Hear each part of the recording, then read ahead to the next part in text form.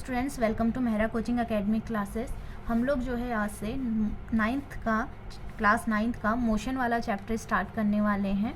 और इस वीडियो में मैं जो हूँ आपको रेस्ट एंड मोशन के बारे में बताऊंगी। उसके बाद हम लोग रेफरेंस पॉइंट के ऊपर डिस्कस करेंगे कि आपका रेफरेंस पॉइंट क्या होता है। फिर हम लोग देखेंगे कि स्केलर एंड वेक्टर क्वांटिटीज़ आपकी क्या क्या होती हैं। ठीक है, तो चलिए स्टार्ट करते हैं हमारा आज का टॉपिक। देखिए, सबसे पहले बात करते हैं हम रेस्ट की। रेस्ट में कैसा है, जैसे आपका यहाँ पे क्या है, मैंने एक ये पेन यहाँ पर रख दिया है। अब ये पेन क्या है, अपनी टाइम के साथ साथ इसकी पोजीशन ऐसी की ऐसी ही बनी हुई होगी। ये अपनी पोजीशन को टाइम के साथ जो है चेंज नहीं करेगा। जिस पोजीशन में अभी ये है, ये बाद में भी आपको कुछ टाइम बाद अगर आप इसे ऑब्जर्व करें, जैसे आप 5 मिनट बाद आके इसे ऑब्जर्व कर रहे हैं, तो आपको ये क्या मिलेगा, अपनी दूसरी पोजीशन पे मिलेगा। यानी कि ये ऑब्जेक्ट किस में है, अभी यहाँ पर रेस्ट में है। वैसे ही अगर मान लीजिए मैं क्या करती हूँ, इसको इस तरीके से मोशन करवाती हूँ या किसी तरीके से इसका क्या हो रहा है, ये अपनी पोजीशन को टाइम के साथ साथ अगर चेंज कर रहा है। कुछ टाइम पहले ये यहाँ पर है, फिर ये यहाँ पर आ रहा है, उसके बाद यहाँ आ रहा है, फिर ये आगे को कहीं और बढ़ रहा है। तो अब क्या हो रहा है, इसका टाइम के साथ साथ इसकी क्या हो रही है, पोजीशन यहाँ पर चेंज होती जा रही है। तो ऐसे में ये पेन किस में आ गया, आपका मोशन में आ गया।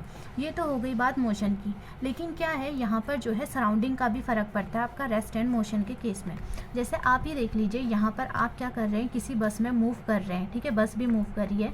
ये आप बैठे हुए, ये आपका दोस्त बैठा हुआ है, और यहीं आपका एक दोस्त आपको बाहर से क्या कर रहा है, ऑब्जर्व कर रहा है।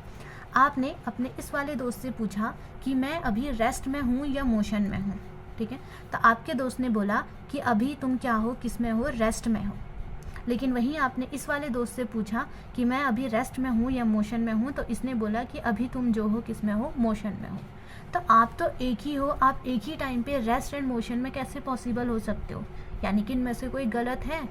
लेकिन यहाँ पर ऐसा क्या है, इन दोनों में से कोई भी गलत नहीं है, क्योंकि रेस्ट एंड मोशन पे आपकी सराउंडिंग का भी फ़र्क पड़ता है। यहाँ पर क्या है, जो आपका बी वाला दोस्त जो है आपका, वो क्या कर रहा है, आपको इस बस की सराउंडिंग के अकॉर्डिंग आपको यहाँ पर ऑब्जर्व कर रहा है। आप बस के अंदर हैं, ये भी बस के अंदर है, तो इनके लिए जो सराउंडिंग है वो क्या हो गई है, यहाँ पे बस हो गई है। या ये कह लीजिए कि इनके लिए जो है आपका फ्रेम ऑफ रेफरेंस क्या हो गई है, बस हो गई है।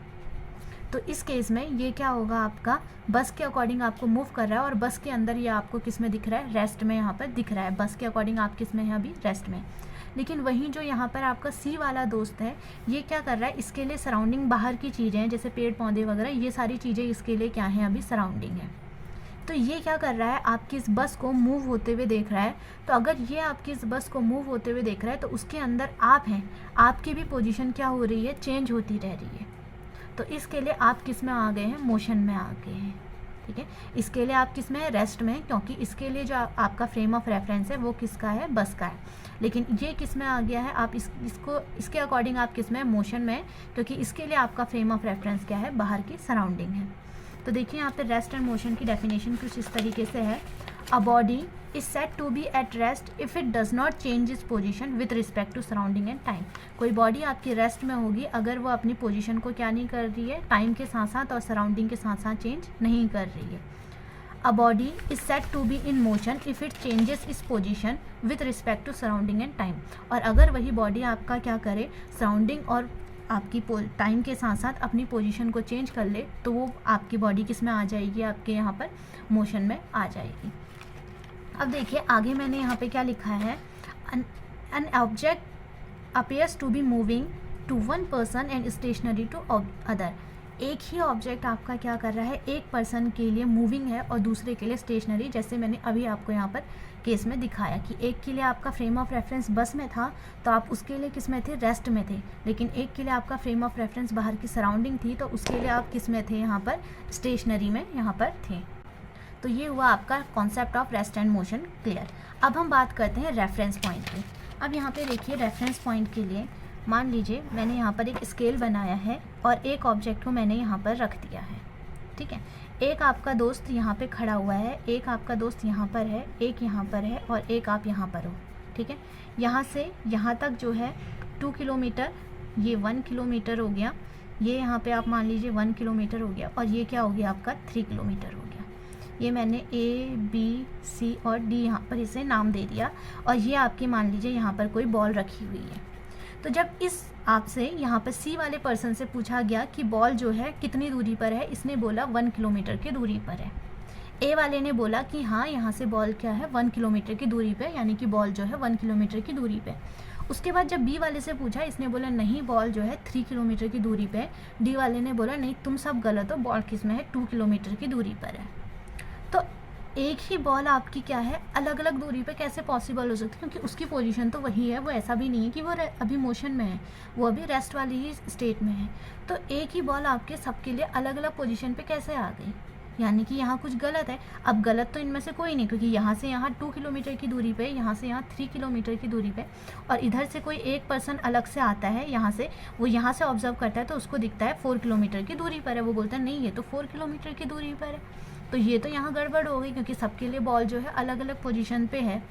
तो होता ये है कि अगर आप उस ऑब्जेक्ट के लिए कोई एक पर्टिकुलर पॉइंट नहीं देंगे जहाँ से आपको उसकी डिस्टेंस मेज़र करनी है, तो उसकी जो है आपकी डिस्टेंस जो है अलग अलग निकल कर आएगी। जैसे आप एग्जांपल ले लीजिए, यहाँ अगर आपकी रेलवे पटरी है और आप सबके दोस्त, आप जो भी आपके दोस्त होंगे उन सब के घर से रेलवे पटरी की डिस्टेंस अलग अलग होगी, तो आप क्या बोलेंगे कि मेरे घर से रेलवे पटरी की डिस्टेंस इतनी है।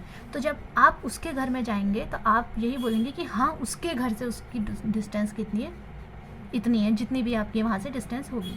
यानी कि क्या है, आपको डिस्टेंस बताने के लिए आपको क्या है किसी एक पर्टिकुलर पॉइंट की यहाँ पर रिक्वायरमेंट है, और उस पॉइंट को हम क्या बोलते हैं रेफरेंस पॉइंट। ठीक है, तो इस केस में आपके लिए अगर आप सी वाले की पोजीशन से देखते हैं तो सी अगर आप रेफरेंस पॉइंट रखते हैं तो आपका 1 किलोमीटर ही आएगा। फिर बाकी सब आप बोलेंगे कि अगर सी से डिस्टेंस देखनी है तो सबके लिए 1 किलोमीटर ही आएगा। तो ऐसा पॉइंट क्या होता है आपका रेफरेंस पॉइंट होता है। देखिए जैसे यहाँ पर है, A reference point is used to describe the location of an object, and an object can be referred through many reference point and generally it is called origin। आपका क्या है रेफरेंस पॉइंट वो होता है जो आपका क्या करता है ऑब्जेक्ट की लोकेशन को यहाँ पर बताता है, और एक ही ऑब्जेक्ट के लिए, जैसे यहाँ पर इस केस में था, इस केस में आपका क्या था एक बॉल के लिए आपके अलग अलग यहाँ पे रेफरेंस पॉइंट निकल कर आ रहे थे, हर किसी पॉइंट से आपकी इसकी डिस्टेंस अलग अलग आ रही थी। तो फिज़िक्स में जो हम जनरली यहाँ पर रेफरेंस पॉइंट यूज़ करते हैं या ग्राफ के लिए जो हम रेफरेंस पॉइंट यूज़ करते हैं वो होता है आपका ऑरिजिन। ये बात हो गई आपके रेफरेंस पॉइंट की। नेक्स्ट टॉपिक की तरफ मूव करते हैं, और अब हमारा टॉपिक है स्केलर एंड वेक्टर क्वांटिटीज़। कि आपकी स्केलर क्वांटिटीज़ क्या होती हैं और वेक्टर क्वांटिटीज़ यहाँ पर क्या होती हैं। देखिए स्केलर क्वांटिटीज़ वो क्वांटिटी होती हैं जिनके पास सिर्फ और सिर्फ क्या होता है आपका मैग्नीट्यूड होता है। ठीक है, जिनके पास सिर्फ और सिर्फ मैग्नीट्यूड होता है। जबकि वेक्टर क्वांटिटीज़ वो क्वांटिटीज़ होती हैं जिनके पास मैग्नीट्यूड के साथ साथ आपका डायरेक्शन भी, आपको उनके बारे में बताने के लिए उनकी डायरेक्शन भी बताने की ज़रूरत होती है। जैसे आपका स्केलर क्वांटिटी में मास आ गया, मास में आपको आप सिर्फ बोलेंगे कि 5 kg है, 2 kg है, 3 kg है, लेकिन आप ये नहीं बताएंगे कि वो किस डायरेक्शन में है, क्या है, इस चीज़ के बारे में आपको बताने की ज़रूरत नहीं है। लेकिन वेक्टर क्वांटिटी में क्या है आपका, जैसे आप फोर्स बताएंगे तो फोर्स आपको बताना पड़ेगा कि आप किस डायरेक्शन में लगा रहे हैं उस फोर्स को। तो फोर्स क्या है आपकी एक वेक्टर क्वांटिटीज़ है। इसी तरीके से स्केलर क्वांटिटीज़ के और भी एग्जांपल है, जैसे डिस्टेंस हो गया आपका, टेम्परेचर हो गया, वॉल्यूम हो गया, टाइम हो गया, ये सारे किसके एग्जांपल हैं आपके स्केलर क्वांटिटीज़ के। और इसी के साथ साथ आगे आपका और भी होता है, जैसे स्पीड वगैरह, ये सारी आपकी स्केलर क्वांटिटी होगी। वेक्टर क्वांटिटी में क्या क्या आ गया आपके, फोर्स आ गया, डिस्प्लेसमेंट आ गया, एक्सेलरेशन आ गया, वेलोसिटी आ गया, ये सब क्या है आपकी वेक्टर क्वांटिटीज़। अब यहाँ पर एक केस ये आता है आपका, जैसे ये आपकी एक वायर है, मान लीजिए ये आपकी एक वायर है, इसमें आप क्या कर रहे हैं यहाँ से करंट फ्लो करवा रहे हैं, और इसके बाद ये करंट जो है यहाँ पर 3 डायरेक्शन में मूव हो गई है। यानी कि इसका मतलब करंट का क्या है डायरेक्शन है, तो ये क्या होनी चाहिए आपकी वेक्टर क्वांटिटी होनी चाहिए। लेकिन ये जो है आपकी करंट वेक्टर क्वांटिटी नहीं होती है। ऐसा क्यों? क्योंकि वेक्टर क्वांटिटी और स्केलर क्वांटिटी में जो मेन डिफरेंस होता है वो होता है आपका कि आप उसको किस तरीके से सम कर रहे हैं। स्केलर क्वांटिटीज़ को सम करने के लिए आप simple mathematic rule, algebraic rule का यूज़ करेंगे, जैसे 2 + 2 = 4। अगर यहाँ से मान लीजिए आपका 2 की करंट यहाँ पर है, 3 की यहाँ पे है, 4 की यहाँ पे, तो आप इन सबको क्या है यहाँ पर ऐड कर देंगे, तो वो आपका क्या होगा स्केलर क्वांटिटी।